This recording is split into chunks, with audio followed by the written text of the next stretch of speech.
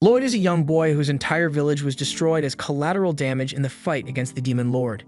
You can tell by the look on his eyes that he has clearly seen some crazy trauma-inducing stuff, and when Merlin finds him standing there, she feels guilty because it was her carelessness that led to this destruction. To atone for her mistake, she decides to take Lloyd in and give him a new home with her. And while he's living with her, she also decides to train him in the ways of magic. The first spell she tries teaching Lloyd is the Flame spell, and her teaching method basically involves showing Lloyd the spell for approximately 3 seconds, and then telling him you won't get dinner today if he can't replicate the spell on his own. Against all odds, by evening time, Lloyd finally manages to create a small flame in his hand, but when he shows it to Merlin, instead of being supportive, she calls his fire pumy and singes his eyebrows with a wall of flame for not doing it well enough. But she does let him have dinner since he learned the spell. The next day, Merlin switches training subjects and tells Lloyd he will be learning water magic today.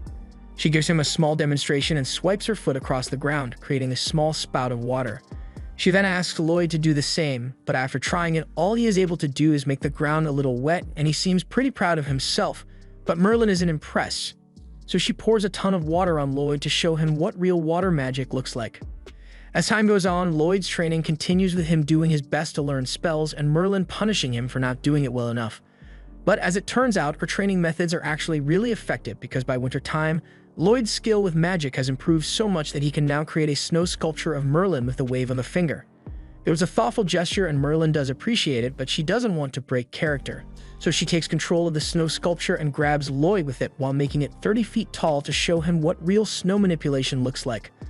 The snow then crumbles and Lloyd falls to the ground, but the two of them have a good understanding of each other by this point, so as soon as he digs himself out of the snow, he tells Merlin he will work harder on his magic and she smiles in acknowledgement. More time goes by and one morning, Merlin is laying on her couch with a massive hangover because she drank too much last night. Lloyd goes to check on her and asks if she's alright, but Merlin tells him she feels absolutely terrible. Lloyd wants to help, so he puts his hand on her forehead and activates his white magic to help her recover from her hangover, and after a few seconds, Merlin suddenly feels a lot better. She sits upright and hugs Lloyd while thanking him for healing her. But now that she's back on her feet, she says it's time for them to get back to his magic training, so she drags Lloyd outside again. Things go on like this for years, but one day Merlin receives a book in the mail that has her very concerned. Just then, Lloyd knocks on her door to tell her that dinner is ready, so she tells him she's coming and starts putting the book away. However, as she is doing so, she accidentally drops the book in front of Lloyd, so he bends down to pick it up, and as soon as his hands touch the book, all sorts of information floods his mind in an instant. Lloyd passes out from the sudden data dump, and when Merlin realizes what happened, she is astonished because Lloyd has the qualities of the Chosen One. She takes Lloyd to bed for now, but if he really is the Chosen One, then she can't let him make the same mistakes she did. She kisses his forehead and there is a faint glow left behind as she places a spell on him because she can't let Lloyd become overconfident in his power like she was. The next day, Lloyd's training continues and this time Merlin takes him out into the forest so he can practice his white magic.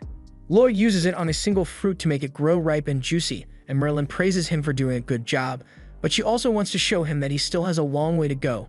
So she puts her hand on the tree and uses white magic to make the entire thing grow lush and green. Later that night, Merlin is helping Lloyd study and explains to him that there are some orcs who can use rare magic to control monsters. While reading, Lloyd notices something called ancient magic, but as soon as he mentions it, Merlin's mood shifts and she tells him he doesn't need to learn ancient magic.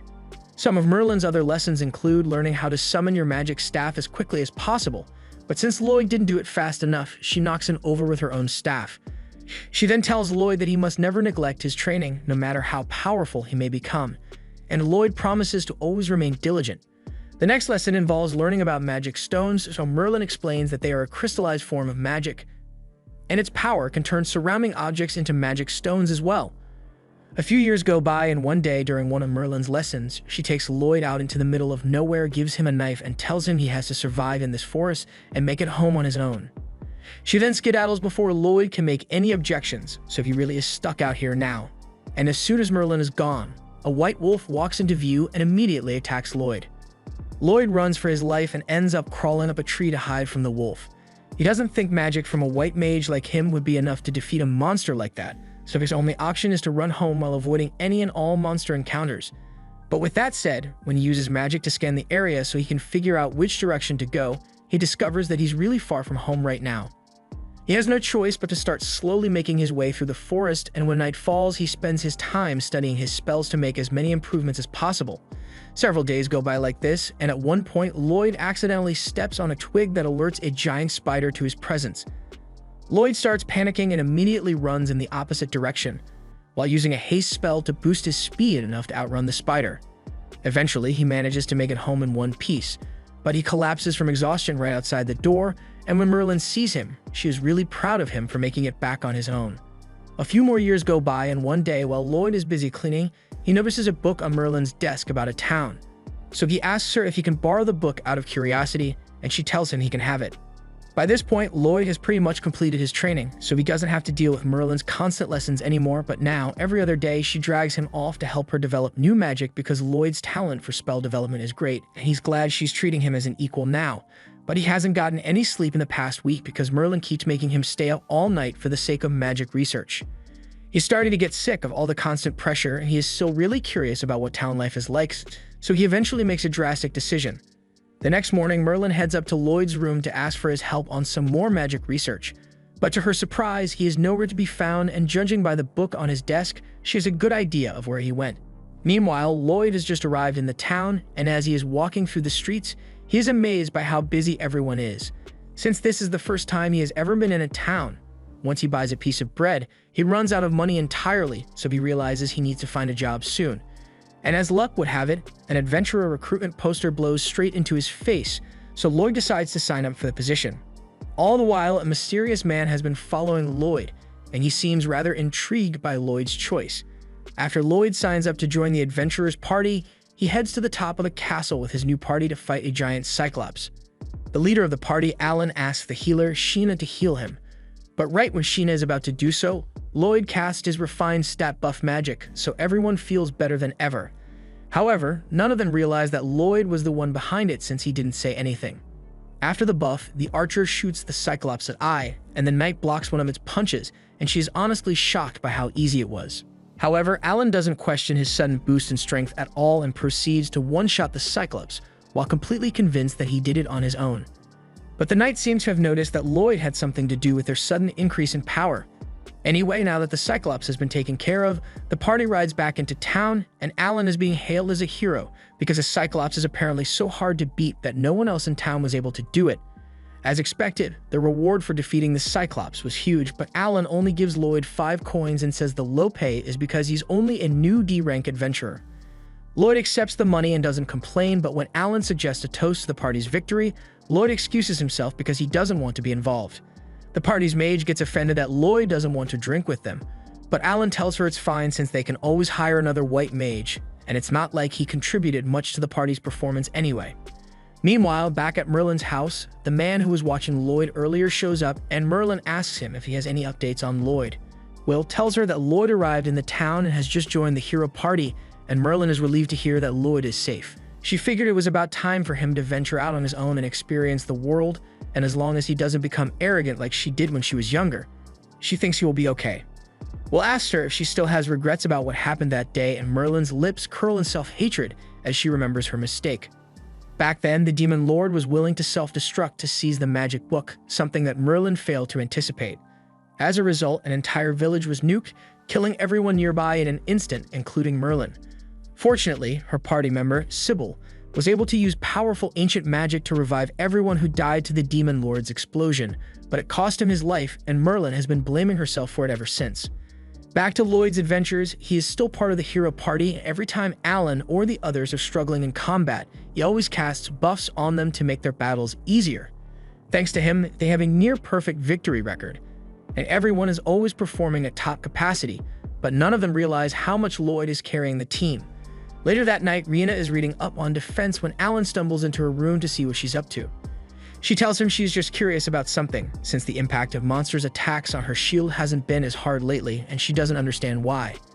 Alan admits that he has been feeling it a lot stronger lately too, but he assumes it's just his natural talent at work. However, Rena reminds him that he hasn't been training much recently, so there's no reason for him to have suddenly gotten stronger. Meanwhile, out in the forest that night, a group of guards are finishing their nightly patrols when all of a sudden, one of them screams out in pain. The other looks up and sees this giant golem standing over him. and in that moment, he realizes that he's really going to die because of a minimum wage job. The next morning, the guard captain meets with Alan to ask for his help. He explains that the guards that were on night patrol yesterday were killed in brutal fashion. Alan immediately accepts the request since he thinks it should be easy enough to defeat a golem. Later that day, they head to the site of the attack, and thanks to Lloyd's tracking magic, they are able to locate the golem in a cave behind the waterfall. Since Lloyd is still supporting everyone, they are able to easily defeat the golem, but there's a demon nearby who creates another one from the rocks on the ceiling.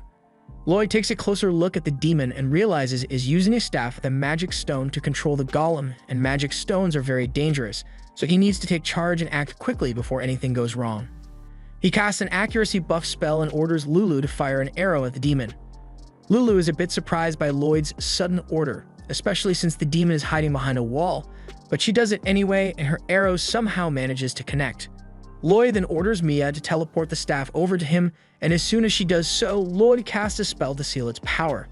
Alan is getting pissed by the fact that Lloyd is ordering the others around when he's supposed to be the leader, so he tries to assert his dominance by charging in to deliver the final blow on the golem. Lloyd doesn't want to let him die, so he casts a speed boost spell on himself and runs forward to push Alan out of the way before the golem could squish his head.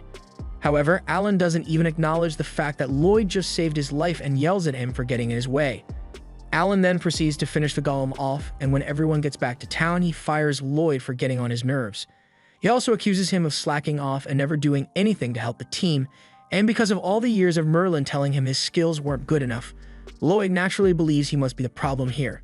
He agrees to leave the party without much of a fuss, and over the next few days, he tries to find a new party to join, but it's really difficult since most parties are already full and white mages aren't in high demand. However, as luck would have it, a girl named Yui happens to really need a white mage, so as soon as she finds Lloyd, she grabs his hand and begs him to join her party. This was the end of episode 1. Subscribe to not miss the next part.